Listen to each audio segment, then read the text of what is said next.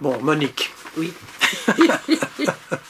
On vient de tourner en rond dans cette maison. Et tu fais du montage après. Oui, oui, bien sûr. Tu fais du montage. On vient de tourner en rond dans cette maison qui est superbe, hein, oui. Environnée d'un beau jardin, dans une campagne flamande remarquable. Ouais. As, c'est pas très loin. Hein. Non, c'est à 10 km de Bruxelles. Est-ce que je dois t'appeler Madame la Chevalière de l'Ordre de la Couronne? Mais oui, je suis chevalier, mais tu sais que je suis aussi je suis commandeur des Arts et Lettres de France, et j'ai le mérite culturel roumain, et j'ai la colonne de la paix des Nations Unies. Ça j'ai vu aussi. Oui. Qu'est-ce que tu fais avec tout ça? Je fais rien avec ça, c'est sympathique enfin. Tu sais qu'il y a un bon bout de temps que j'avais envie de te rencontrer parce que j'entends souvent parler de toi, puisque nous faisons des reportages dans tous les coins, et souvent dans les domaines littéraires et poétiques. Et régulièrement, on dit oui, mais du temps de Monique Dorcel, excuse-moi, hein, du temps de... et je me dis, il faut absolument que je la rencontre un de ces jours. Tu étais d'abord comédienne, hein? Mais oui, écoute, en fait, si tu veux, toute petite, je disais des poèmes. Ah bon? À l'école primaire, nous avions un professeur de déclamation, et j'avais tous mes points. Et quand il y avait une fête officielle où on célébrait Vrare ou Materlinck, c'est la petite Monique qu'on appelait. La petite Monique devait aller dire le poème de Materlinck ou de Vrare. Et alors Jacques-Antoine m'a dit, mais écoute, tu devrais aller, tu devrais suivre les cours d'Académie de musique. Donc je suis allée à l'Académie de Bruxelles, j'ai suivi le cours de diction. J'ai été immédiatement mise en troisième, donc j'ai fait la troisième et la quatrième, et je suis sortie en tête avec toutes les félicitations du jury, puis j'ai fait les médailles, et j'ai fait l'art dramatique, j'adorais passer les concours. En 58, j'ai rencontré mon mari. Il voulait faire une troupe semi-professionnelle, donc il est allé chez Jacques-Antoine, qui a dit, mais moi j'ai une comédienne pour toi. Et lui m'a invité à dîner au soir. Ouais, ça commence souvent comme ça. Bon, mais je voudrais vivre avec vous, il m'a dit. Ben, je suis là, il va un peu vite en besogne. Hein. C'était Émile Lanck, hein, Émile Lanck. Et tu as fait les Jeunesses Poétiques. J'ai fait les Jeunesses Poétiques. C'est dans 1960, ça. Ouais. Voilà. J'ai fait les Jeunesses Poétiques. Comme il y avait les Jeunesses Musicales. Exactement. Exactement. Et ça a été une aventure folle, parce que j'ai mobilisé toute la Wallonie, j'ai traversé toute la Wallonie. J'avais 32 membres fondateurs, je voulais faire la conquête de la Wallonie, et ça a réussi d'une façon, parce que j'invitais tous les jeunes à faire eux-mêmes des montages aussi. Voilà. Et on a travaillé comme des fous. Si bien qu'en 67, tu crées le théâtre poème. Mais tu avais installé ça à la rue d'Écosse. Comment ça s'est fait? Pas encore à la rue d'Écosse. Nous avons fait nos premiers spectacles au Palais des Beaux-Arts. Ah oui. On a été accueillis au parc, on a été accueillis au Centre culturel Duc. On cherchait une salle, on n'avait pas de salle. Alors mon mari et moi-même, on s'est mis à chercher, et on a trouvé cette maison qui était abandonnée depuis des années, rue d'Écosse, le 30. On avait trouvé quelqu'un qui acceptait de construire l'escalier, mais il fallait lui fournir toutes les matières premières.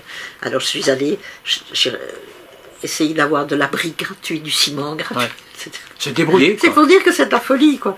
Mais on a eu notre théâtre, qui n'était pas totalement achevé, mais on l'a inauguré. J'ai noté aussi que vous aviez créé à l'époque une revue.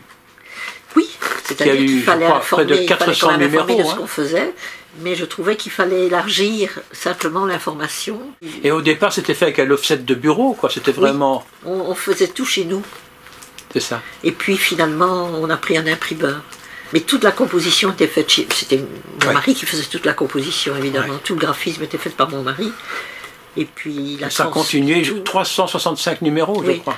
C'est étrange, 365 numéros, comme si on avait fait tout le théâtre poème en un an, en un quotidien d'un an. Et puis à un moment donné, tu te retires. En 2009, je me dis, il faut que je parte, c'est pas possible. Pourquoi? Parce que tu étais fatiguée. J'étais affolée, je me disais, s'il m'arrive quelque chose... Mon mari était mort en 2004. Oui. Et c'est toi qui as fait appel à Oscari? C'est moi qui ai fait appel à Oscari parce que je voulais que ce théâtre, la personne qui me succède, je voulais une femme, et je voulais que la personne qui me succède n'ait pas ces problèmes financiers que j'ai traversés toute ma vie. Je voulais qu'elle ait une vie un peu plus calme, qu'elle puisse se consacrer vraiment à la création.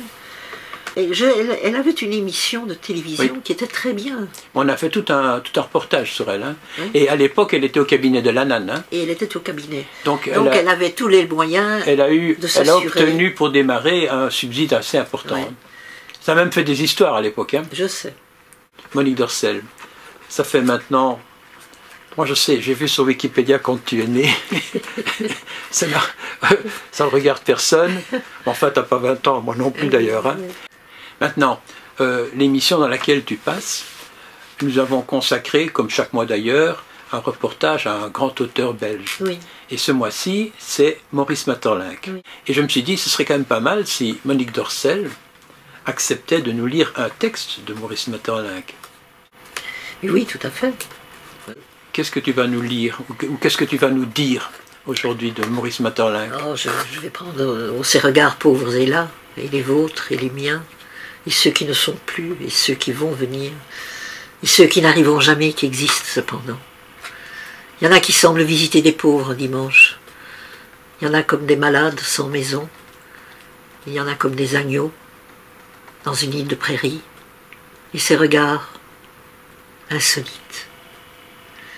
Il y en a sous la voûte desquels on assiste à l'exécution d'une vierge dans une salle close. Et ceux qui font songer à des tristesses ignorées, à des paysans aux fenêtres d'usine, à un jardinier devenu tisserand, à une après-midi d'été dans un musée de cire, aux idées d'une reine qui regarde un malade dans le jardin, à une odeur de camphre dans la forêt, à enfermer dans une tour une princesse, à naviguer toute une semaine sur un canal tiède. Ayez pitié de ceux qui sortent à petits pas, comme des convalescents dans la moisson. Ayez pitié de ceux qui ont l'air d'enfants égarés à l'heure du repas. Ayez pitié des regards du blessé vers le chirurgien, pareil à des tantes sous l'orage. Ayez pitié des regards de la Vierge tentée. Oh, des fleuves de lait ont fui dans les ténèbres. Et des cygnes sont morts au milieu des serpents.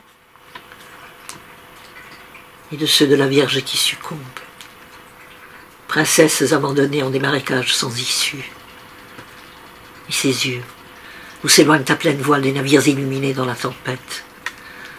Et le pitoyable de tous ces regards qui souffrent de n'être pas ailleurs. Et tant de souffrances, presque indistinctes, et si diverses cependant. Et ceux que nul ne comprendra jamais. Et ces pauvres regards presque muets. Et ces pauvres regards étouffés. Et ces pauvres regards qui chuchotent. Au milieu des ans, on croit être dans un château qui sert d'hôpital. Et tant d'autres ont l'air de tantes lises de guerre sur la petite pelouse du couvent. Et tant d'autres ont l'air de blessés, soignés dans une serre chaude. Or, avoir vu tous ces regards, avoir admis tous ces regards, et avoir épuisé les miens à leur rencontre, et désormais ne pouvoir plus fermer les yeux.